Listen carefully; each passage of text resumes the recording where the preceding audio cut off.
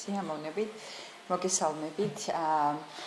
ბუნებრივია ის ცვლილებები, რომელიც დაანონსა საკმაოდ მასშტაბურია სისტემისთვის და არ არის გასაკვირი, რომ არაერთგვაროვანი შეფასება მიიღო აღნიშნულმა ცვლილებებმა. პირველ რიგში მინდა ისევ ხაზი გაუსვა, რომ ვიდრე მოხდებოდა პრეზენტაცია სამინისტროს მხრიდან ჩვენი არსებული კომუნიკაციების საფუძველზე, პირადად მე და ჩემს კოლეგებს გვქონდა ინფორმაცია, რომ ხდებოდა ხედვის პრეზენტაცია და არა გადაწყვეტილებების, რამდენადაც წარმოდგენილი ცვლილებები მოითხოვს ასევე საკანონმდებლო დონეზე ინიცირებას იმისთვის, რომ აისახოს საატესტატო გამოცდების შესაბამისი მოდელი რეგულაციებში და ამდენად მოლოდინი გახდათ, რომ შემოთავაზებული ცვლილებების შემდგომი განხილვის შედეგად მიიღებოდა საბოლოო გადაწყვეტილებები. თუმცა ბოლო 2 დღის მანძილზე ჩვენ აღმოჩნდით de facto იმ ვითარებაში და საზოგადოებაში შექმნილი მოლოდინის თქვათ რეჟიმში, რომლის ისე თქვათ ფარგლებშიც იქნება ძალიან რთული მნიშვნელოვანი ცვლილებების შეტანა სამინისტროს წინადადებებში. მოლოდინი მე-11 კლასის გამოცდების გაუქმებასთან დაკავშირებით ბუნებრივია არის ძალიან პოზიტიური, უშუალოდ მოსწავლეების, მშობლების და ასევე აკადემიური წრეების ნაწილიდან. ამდენად მე ვფიქრობ, რომ ამ მიმართულებით უკან დახევა შეუძლებელი იქნება დღევანდელი გადმოსახედიდან. თუმცა მე მინდა რომ გამოყო ცალსახად ის რამდენიმე პოზიტიური ელემენტი, რომელსაც ვფიქრობ, რომ იყო ნამდვილად სწორი გადაწყვეტილება და მხარს დაუჭერს სრულად ამ ცვლილებებს. პირველ რიგში ეს გახლავთ ზოგადი უნარების ტესტის სავალდებულო საგამოცდო სიიდან ამოღება. საუბარია არა გაუქმებაზე ამ გამოცდის, არამედ სავალდებულო სიიდან ამოღებაზე, რადგან ჩვენ სკოლაში რეალურად წლების მანძილზე არ ვამზადებდით მოსწავლეებს ამ გამოცდისთვის და შესაბამისად მშობლებს უწევდათ საკმაოდ მნიშვნელოვანი ფინანსური რესურსის გაღება კერძო სასწავლო კურსებში მონაწილეობის თუ კერძო პედაგოგებთან მომზადებისთვის. არაფერი საწინააღმდეგო ბუნებრივია კერძო პედაგოგების და რეპეტიტორთა სისტემის მიმართ პირადად მე და ასევე ბევრ ჩემს კოლეგას არ გვაქვს, რადგანაც გარკვეულწილად ჩვენი ტრადიციის ნაწილიც იყო რეპეტიტორთა სისტემა, მაგრამ როდესაც სავალდებულო ხდება მომზადება სასწავლო პროგრამების პარალელურად, ბუნებრივია ეს ნამდვილად არ ემსახურება 600,000-ზე მეტი მოსწავლის და მათი ოჯახების ინტერესებს.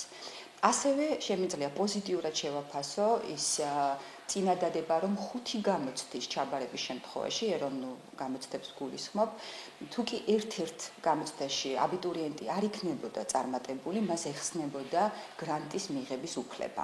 ეს უფლება უნარჩუნდება სამინისტროს წინადადებით და მხოლოდ მივესალმები ამ ნაბიჯს. რაც შეეხება საატესტატო გამოცდებს, ალბათ გახსოვთ, რომ 2 წელია საკმაოდ კრიტიკულად ვიყავი განწყობილი არსებული საატესტატო გამოცდების სისტემის მიმართ და ჩემი შემოთავაზება და ასევე წინადადება იყო არა გაუქმება, არამედ იმ სიხისტის შეცვლა, რომლითაც ხასიათდებოდა საატესტატო გამოცდები. პრაქტიკულად იმდენად თუნდაც ტექნიკური მცირე შეცდომის დაშვების საშუალებას არ აძლევდა საატესტატო სისტემა მოსწავლეს და საკმაოდ წარმატებული მოსწავლე მისთვის არაპროფილურ საგანში წარუმატებლობის შემთხვევაში რეალურად რჩებოდა სწავლის გაგრძელების შესაძლებლობების, ასე ვთქვათ, მიღმა. სწორედ ამ სიხისტის შეცვლისკენ თხოვდი მე ცვლილებების განხილვას სამინისტროს იმ პერიოდში ბატონი ალექსანდრე ჯეჯელავას ხელმძღვანელობით. თუმცა იმდენად სენსიტიური იყო საგამოცდო სისტემა, რომ გადაწყვეტილება იმ პერიოდში და პოზიცია სამინისტროსი იყო, ესე ვთქვათ, უცვლელი. დღეს, როდესაც საუბარია საატესტატო გამოცდების გაუქმებაზე, ბუნებრივია ჩნდება კითხვები, ხომ არ გამოიწვევს აღნიშნული გამოცდა განათლების ხარისხის, ესე ვთქვათ, კომპრომისს და გაუარესებას. როგორც ყოფილი აბიტურიენტის დედა, ჩემი შვილები ორივე გახლავთ აღავან სტუდენტები მე პირადად მქონდა გამოცდილება ამ სისტემასთან შეხების და მინდა პირდაპირ დაგარწმუნდეთ, რომ ის სისტემა საატესტატო, რომელიც არსებობდა, არანაირად არ იძლეოდა გარანტიას, რომ გამოცდების შენარჩუნებით ხდებოდა განათლების ხარისხის გაუმჯობესება ან შენარჩუნება. პირიქით სისტემა იყო ძალიან ხისტად და თქვათ მექანიკურად ორიენტირებული მხოლოდ ტესტების ჩაბარების პროცესზე და პრაქტიკულად სწავლის პროცესში შემოქმედებითი და შინაარსობრივი ნაწილი შედარებით ნაკლები ყურადღების ქვეშ რჩებოდა. ამდენად თავად გამოცდების გაუქმებას თუ კი ჩვენ შევინარჩუნებთ სკოლების დონეზე შეფასების ეფექტურ სისტემას, მე ვფიქრობ, რომ არ უნდა მოყვეს განათლების ხარისხის გაუარესება, მაგრამ აქ აუცილებლად ჩვენ უნდა ვიზრუნოთ, რომ საბაზო და საშუალო განათლების საფეხურებს შორის დაინერგოს ეფექტური საგამოცდო სისტემა, რომელიც 9 კლასის დამთავრების შემდგომ განათლების, ასე ვთქვათ, სკოლაში განათლების გაგრძელების უფლებას მისცემს წარმატებულ მოსწავლეებს და გარკვეული ფილტრაციის მექანიზმი ჩვენ აუცილებლად დაგვჭირდება, რომელსაც ცენტრალიზებულ დონეზე უზრუნველყოფს განათლების უწყება. თუმცა ეს არის მსჯელობის საგანი და დიახ. იმიტომ იყო საუბრები, რომ დიფერენცირებული სწავლებისთვის სასურველია, რომ გარკვეული საგამოცდო ფილტრი არსებობდეს მე-9 კლასის, ანუ საბაზო საფეხურის დასრულების შემდგომ და მით უმეტეს თუ კი ჩვენ საატესტატო გამოცდებს ვაუქმებთ, მე ვფიქრობ, რომ იქნება მნიშვნელოვანი საბაზო საფეხურის დასრულებასთან დაკავშირებული საგამოცდო სისტემის დახვეწა. რაც შეეხება მე-11 კლასთან, რის საფუძველზე მოხდება ატესტატების აღება? არის ამაზე რაიმე ისეთი იდეა, რომ ყველა აიღებს მაგალითად ატესტატს, თუ რის საფუძვლიანი იქნება თუ საფუძველზე? და აქვე ამ ფილმის გაგრძელებას პარალელურად გისმენთ, რომ ვინაიდან მე-11 კლასს ქონდა ის საშუალება, რომ თუ კი ჩაიჭრებოდა გამოცდაზე, მას ეძლეოდა შესაძლებლობა, რომ გადაავრებით ჩაებარებდნენ, მაგრამ რაც შეეხება მე-11 კლასელების შემდგომში გაუგებარია, რომ გუშინ მინისტრს პასუხი თქვა პირდაპირში, თქვათ ბოლომდე არ იყო დაკონკრეტებული. თქვენ როგორ წარმოგიდგენიათ და ზოგადად ის, რომ რამდენად ხედავთ ლოგიკას, რომ მე-11 კლასელებს გაუქმეს და ამ დროს მე-12, რომელიც არის გამოსაშვები, მათთვის ტოვებენ და 2020 წლის დაამტკიცა ეს სულება. ფოტოშოვის ერთ-ერთი მთავარი კითხვა, რომელიც მრჩება და ამას ვაჟღერებ ჩემს სხვა ინტერვიუებშიც, გახლავთ ის, რომ თუ კი ჩვენ მე-11 და მე-12 კლასის საატესტატო, ასე ვთქვათ, გამოცდებს ვაუქმებთ 2020 წლიდან, წელს ვაუქმებთ მე-11 კლასს და ერთჯერადად ვტოვებთ მე-12 კლასის გამოცდებს, მე ვერ ვხედავ სათანადო არგუმენტებს და მე ვფიქრობ, რომ არათანაბარ მდგომარეობაში ვაყენებთ მოსწავლეებს და აუცილებლად თუ კი გადაწყვეტილება არის საბოლოო მე-11 კლასის გაუქმებისთან დაკავშირებით, აუცილებლად უნდა გავრცელდეს იგივე მიმართულება და ასე ვთქვათ რეგულაცია მე-12 კლასზეც. ისევ და ისევ მე თავდაპირველად ნამდვილად არ ვიქნებოდი საატესტატო გამოცდების გაუქმების, ყოველ შემთხვევაში მნიშვნელოვანი მსჯელობის გარეშე გაუქმების მომხრე, მაგრამ რადგან დღეს ჩვენ გვაქვს ეს მოცემულობა, ვთვლი, რომ მე-12 კლასის მოსწავლეებს უნდა მიეცეთ თანაბარი უფლება. და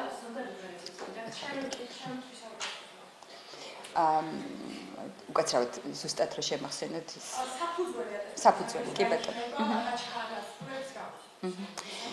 ჩვენ 13-დან 15 თებერვლამდე გვაქვს კომიტეტის გასვლითი სხდომა, სადაც ვიხილავთ 2019 წლის საკანონმდებლო და საპარლამენტო ზედამხედველობის გეგმას, ანუ წლის განმავლობაში რა პრიორიტეტებზე ემუშავებს კომიტეტი. ამ შეხვედრას ესწრება მინისტრი, მოადგილეები და სიპის ხელმძღვანელები და ბუნებრივია მით უმეტეს ამ მნიშვნელოვანი ცვლილებების დაანონსების შემდეგ ჩვენ გვექნება დეტალური განხილვა ყველა იმ რეგულაციის, რომელიც მოყვება აღნიშნულ ცვლილებებს. რაც ეხება მე-12 კლასის დამამთავრებელ, ესე ვთქვათ, გამოცდებს, დღეს მხოლოდ ჩემი მოსაზრება შეიძლება ვთქვათ, გაგიზიაროთ, სავარაუდოდ აკადემიური შეფასება მოსწავლეების დაეყრდნობა უშუალოდ სკოლის შეფასებებს, ისევე როგორც ჩვენ კლასიდან კლასში გადასასვლელი შეფასების სისტემა გვაქვს დღეს და ამდენად სკოლას მიენიჭება უფრო მეტი ავტონომია და დამოუკიდებლობა მოსწავლეების შეფასების, რაც ერთის მხრივ კარგია, თუმცა ბუნებრივია ჩვენ უნდა დავიცვათ მოსწავლეთა უფლებები, რომ მათი შეფასება მოხდეს ასე ვთქვათ, ობიექტურად და ასევე გარკვეული რისკები, რომელიც ჩვენ გვახსოვს, ვთქვათ, 15-20 წლის წინანდელი პერიოდიდან იყოს დაცული. მაგრამ მე ვფიქრობ, რომ დღეს სხვა მოცემულობა გვაქვს, ქვეყანა ბუნებრივია ვითარდება, შედარება 15 და 20 წლის წინანდელ პერიოდთან არ არის მართებული, უფრო მეტი ეფექტურობით ხდება სკოლების ადმინისტრირება და შესაბამისად მე ვფიქრობ, რომ სკოლები შეძლებენ ობიექტური და ეფექტური შეფასების სისტემების დამყარებას. რისკებზე ისაუბრეთ თქვენ და არის თუ არა ეს რისკი, რასაც უკმაყოფილო ნაწილი აყენებს აღებიცემობისკენ წასვლა, ანუ უკან დაბრუნება, რაც არის თუ არა ერთ-ერთი რისკი. თეორიულად აღნიშნული რისკი ბუნებრივია უნდა განვიხილოთ და ჩვენ ყველა ზომა მივიღოთ, რომ მინიმალურად იყოს თქვა შემცირებული აღნიშნული რისკები. მე ისევ და ისევ ვარ მომხრე პოზიტიური, კოლეგიალური ზედამხედველობის ნებისმიერ სისტემაში და ამდენად ვფიქრობ, ჩვენ უნდა ვეცადოთ, რომ ეს ცვლილებები მაქსიმალურად პოზიტიურ კონტექსტში, ესე ვთქვათ, დავინახოთ და შევუწყოთ ხელი იმ სწორი მიმართულების დანერგვას, რომელიც გულისხმობს სკოლების ავტონომიის გაძლიერებას და მე ვფიქრობ, რომ ნამდვილად შინაარსობრივად არაეფექტური ტესტების გაუქმება ნამდვილად ვერ დააზიანებს განათლების ხარისხს. უფრო მეტი აქცენტი უნდა გადავიტანოთ თავად განათლების პროცესზე, მასწავლებლების მოტივაციაზე, მათ შორის ფინანსურ მოტივაციაზე აუცილებლად უნდა გაიზარდოს ანაზღაურება პედაგოგიური კორპუსის, რომ თუნდაც ის სკეპტიციზმი, რომელიც გაჟღერდა კერძო პედაგოგებთან დაკავშირებით, მასწავლებლები არ იდგნენ იმ აუცილებლობის წინაშე, რომ სკოლის პარალელურად მათ უწევდეთ კერძო, თქვათ, გაკვეთილების ჩატარების აუცილებლობა. ის რომ ეს შესაძლოა გაუქმდეს არჩევნების კუთხით მიღებული. ჩვენ ვახსოვს, რომ მთელი ამ წლების განმავლობაში შვილი, ასე ვთქვათ, კვლევით იცავდა სისტემას და ბევრჯერ იყო ცდილობა, რომ რაღაცა სხვა მომხდარიყო ტრანსფორმაცია ამ ნაექის ფორმის. და იმ შემთხვევაში თუ არასაც ლაპარაკობს დაანონსებს მინისტრი ბატიაშვილი, როგორ წარმოგიდგენიათ, გაჩნდება თუ არა კორუფციის რისკები და თავმოყრებით თუ არა დაახლოებით იმ არსებულ სიტუაციას, რაც იგივე ჩემი სტუდენტობის დროს იყო, როცა მე ვაბარებდი, რომ თუ თქვა ვიღაც აკავდა, ან თუ არ ქონდა, შენ ვერ ხდებოდი, ასე ვთქვათ, ეგრეთ წოდებულ უფასოზე.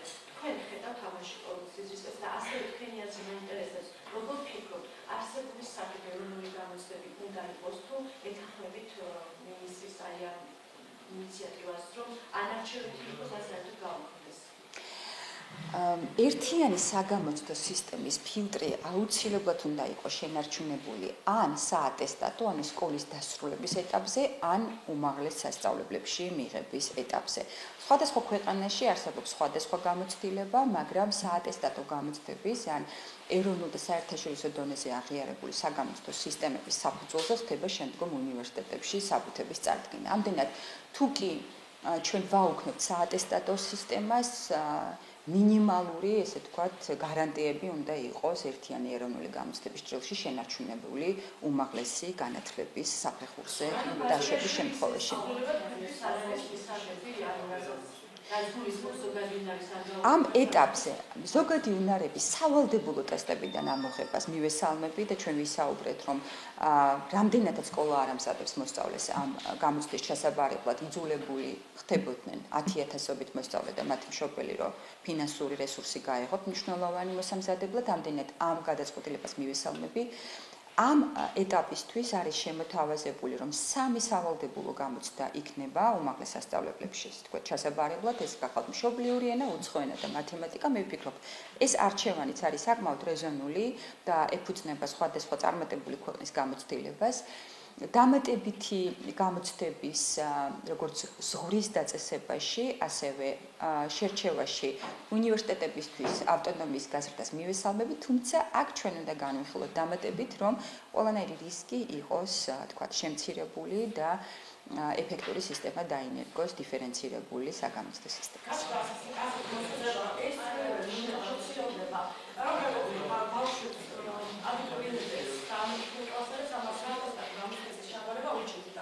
ამაზე რა კომენტარს ვაკეთებ და საკმაოდ მაგარი პრობლემის საფუძველი საძიებელი.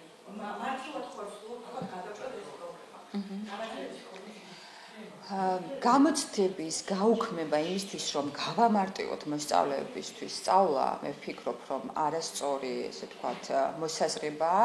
ჩვენ დღეს ვსაუბრობთ იმაზე, რომ საგამოცდო სისტემა, რომელიც არსებობდა, რეალურად ვერ აფასებდა სწავლის დონეს და თავად ალგორითმი, რომელიც იყო საატესტატო გამოცდების, ვთქვათ, მიღმა, არ იყო ცნობილი, ვთქვათ, რა სისტემას ეფუძნებოდა, პრაქტიკულად ეს იყო დახურული ინფორმაცია თუნდაც პედაგოგებისთვის და ამდენად საატესტატო გამოცდები არსებული ფორმით ვერ პასუხობდა იმ, ვთქვათ, მახასიათებლებს, რომელიც ეფექტური საგამოცდო სისტემისთვის უნდა იყოს, ასე ვთქვათ, მოქმედი.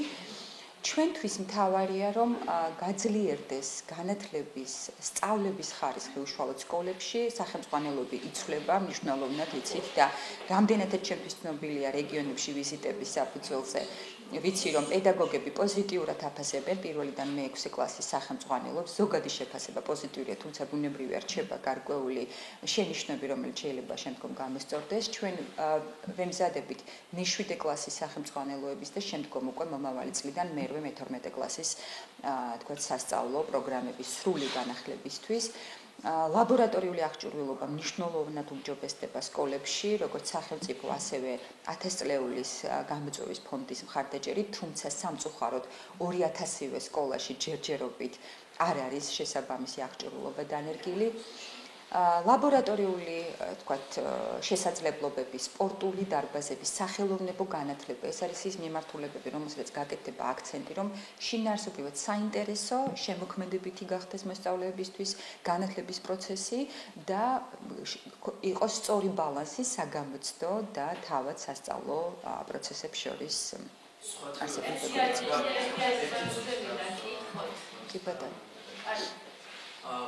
Სოფლიო საპატრიარქოს დელეგაცია რაკეთ ჩასული ამაზე მიმართულებით შეფასებით თვითონაც და რამის მეტად ჩასული ინფორმაცია ხომ არ არის ეს უკრაინის ავტოკეფალის ჩემთვის უცნობია აღნიშნული ვიზიტის მიზანი, თუ კი მექნება დამატებითი ინფორმაცია სიამოვნებით გაგიზიარებთ.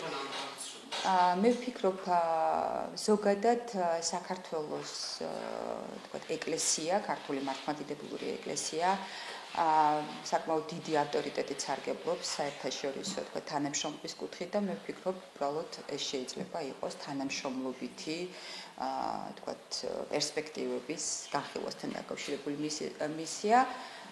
თუმცა ბუნებრივია უკრაინის თემის მნიშვნელობიდან გამომდინარე, არ გამოვრიცხავ, რომ მათი დიალოგი ასევე შეეხოს უკრაინის ავტოკეფალიის საკითხს. დეტალები ნამდვილად უცნობია.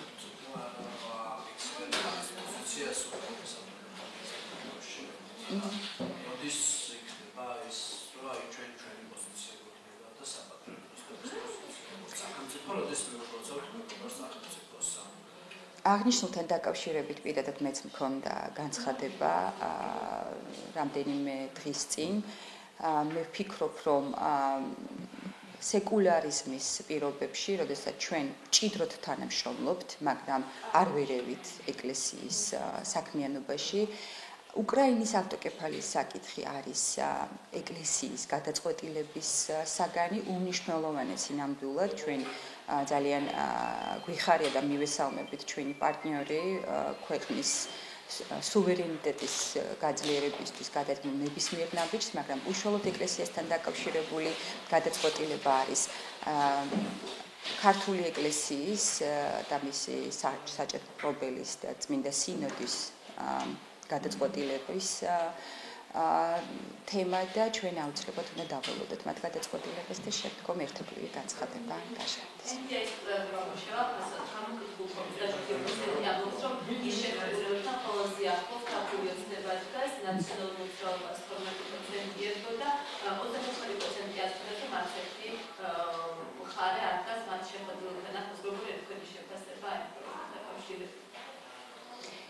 ეს პოლიტიკურ თემასთან დაკავშირებით არა განათლების ნაწილი.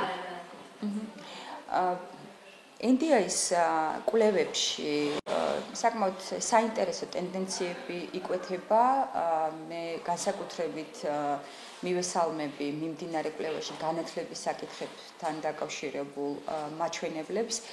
თავად მეთოდოლოგიაზე მუშაობის დროს ჩვენ ერთად ვიმუშავეთ NDI-ის წარმომადგენლობასთან, რომ განათლებასთან დაკავშირებული საკითხები ყოფილიყო შესაბამისი ფორმულირებით ინტეგრირებული და მე ვფიქრობ ის შედეგები, რომელიც მივიღეთ განათლების სისტემასთან დაკავშირებით, ნამდვილად არ იყო მოულოდნელი, არის საკმაოდ დაბალანსებული შეფასებები, როგორც პოზიტიურ, ასევე კრიტიკულ ჭრილში და ვფიქრობ არის საინტერესო მოსაზრებები, რომლის გათვალისწინებაც როგორც სახელმწიფო, საჯარო, ასევე კერძო სკოლებისთვის იქნება მისაღები. პოლიტიკური შეფასებების ნაწილს პირადად მე დეტალურად არ ვიცნობ, ჩვენ 13-დან 15 თებერვლამდე გეგმავთ, რომ მოვიწვიოთ ასევე NDI-ის წარმომადგენლობა ჩვენს გასვლით სესიაზე და განვიხილოთ კვლევის შედეგები, განსაკუთრებით ბუნებრივია დაუთმობ ყურადღებას განათლების ნაწილს. და ის 27% რო ამბობთ, მათ შეხედოთ ამ ყველაზე ახალ ქართული ოცნება დგას და სადაც კიდე არ აქვს საკუთარი მოსაზრება ჩამოყალიბებული, აი ამას როგორ შეფასებთ? NDI-ის და სხვა საზოგადოებრივი კვლევების მაჩვენებლები ძალიან ხშირად სწორედ წარმოჩინდება, თქვათ, განუსაზღვრელი, ესე ვთქვათ, პოზიციის საკმაოდ მნიშვნელოვანი წილით. ჩვენ არა ერთ კვლევაში გვინახია, რომ დაახლოებით მოსახლეობის 25%-იან 1/3 იმ კონკრეტული მომენტისთვის ვერ ასახელებს მის პოლიტიკურ არჩევანს, თუმცა მე ვფიქრობ, რომ ყველაზე სწორი შეფასება არის ის შედეგები, რომელიც ჩვენ გვაქვს კონკრეტული არჩევნების შემდეგ. ასევე NDI-ის მასინა რომ გამოგვიყვება 40% მისცემს საქართველოში დემოკრატია არ არის და 43% კიდე დადებით პასუხს ანუ ამბობს რომ არის დემოკრატია, აი ესეც რო შეგვიყვასოთ.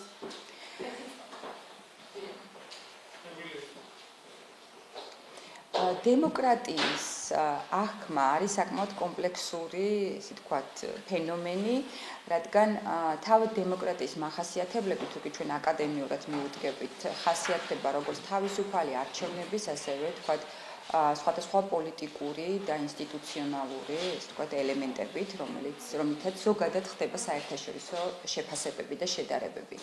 ამდენად საზოგადოება ბუნებრივია დემოკრატიას აღიქმავს საკუთარი გამოცდილებიდან და ბუნებრივია იმ ფასეულობებიდან, რომელიც მისთვის არის ყველაზე მნიშვნელოვანი.